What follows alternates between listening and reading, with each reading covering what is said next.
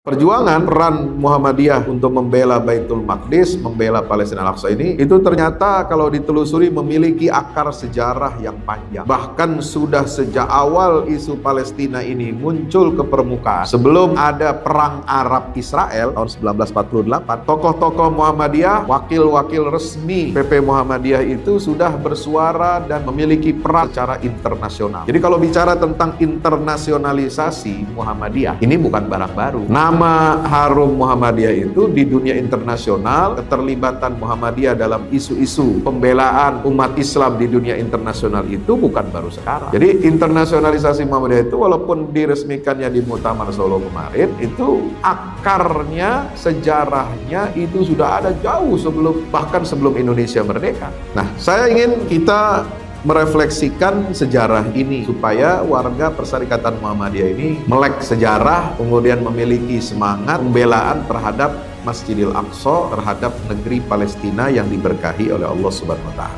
Ketika di Timur Tengah, terutama di Mesir, itu begitu hebat, begitu luar biasa, sehingga menjadi tulang punggung upaya diplomasi Indonesia untuk mendapatkan pengakuan kedaulatan dari negara-negara Islam yang ada di Timur Tengah, dan membuahkan hasil perjuangan selama puluhan tahun itu. Pada tahun 44, 1 tahun sebelum Indonesia merdeka, itu yang namanya Mufti Besar Palestina, Syekh Muhammad Amin Al-Husaini, sudah berbicara di radio internasional dari Jerman tentang kemerdekaan Indonesia sebagai bangsa muslim terbesar di dunia pada saat itu. Nah, jadi Syekh Amin Al-Husaini itu tahun 44 yang sudah menyuarakan kemerdekaan Indonesia di forum internasional ini ternyata sangat dekat dengan tokoh-tokoh Muhammadiyah. Bagaimana sejarahnya? Ada di situ disebutkan, ya, tokoh yang paling dekat dengan Syekh Muhammad Amin Al-Husaini itu nama yang kita kenal adalah Profesor Abdul Qahar Muzakir. Itu beliau lahir di Jogja, putra seorang abdi dalam, seorang ulama yang ada di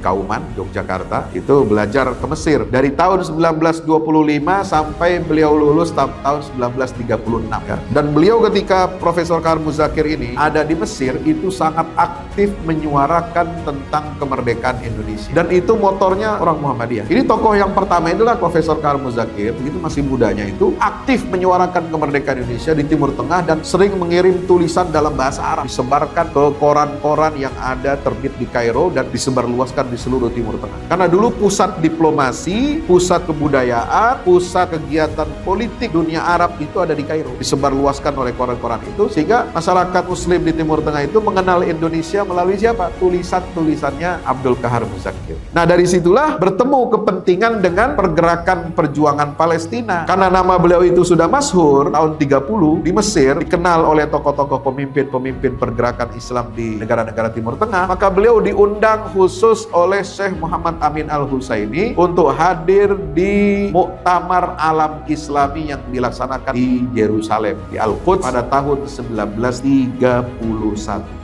Ini muktamar dunia Islam pertama yang berbicara tentang agenda pembebasan Al-Quds atau Baitul Maqdis, dan mengeluarkan white paper. Apa white paper itu? Kayak istilahnya apa ya? Buku putih tentang Palestina. Ini sesungguhnya faktanya begini. Sehingga tahun 31 beliau mengundang itu, dan mengundang secara khusus mahasiswa Indonesia yang ada di Mesir karena sudah namanya dikenal. Itulah Abdul Qahar Muzakir. Nah, ini orang Muhammadiyah, tokoh Muhammadiyah pertama yang terlibat dalam urusan Palestina. Ya, setelah negara Indonesia berdiri, Bapak Ibu dirahmati Allah, beliau tetap aktif menyuarakan pentingnya perjuangan Palestina. Pentingnya perjuangan Palestina ini betul-betul beliau perjuangkan terus. Tahun 54 beliau masih menggeluti isu Palestina ini setelah Indonesia merdeka. Ya, ada panitia keselamatan Palestina yang diketuai oleh Profesor Amjad Yuhawi dan Syekh Ali Tontowi. Ya, kala itu diantar oleh Menteri Luar Negeri Indonesia saat itu, yaitu Tajuddin Yusuf, dan utusan Kementerian Agama namanya Saleh Suaibi. Tahun 1969, setelah tumbangnya Orde Lama, Orde Baru berdiri, Pak Harto, itu tokoh-tokoh Islam membuat atau mendeklarasikan Badan Pembela Masjidil Aqsa. Maka beliau masuk dalam jajaran pimpinan pusat. Itu deklarasinya di Masjid Agung Al-Azhar. Itu ditulis dalam majalah Kiblat tahun 69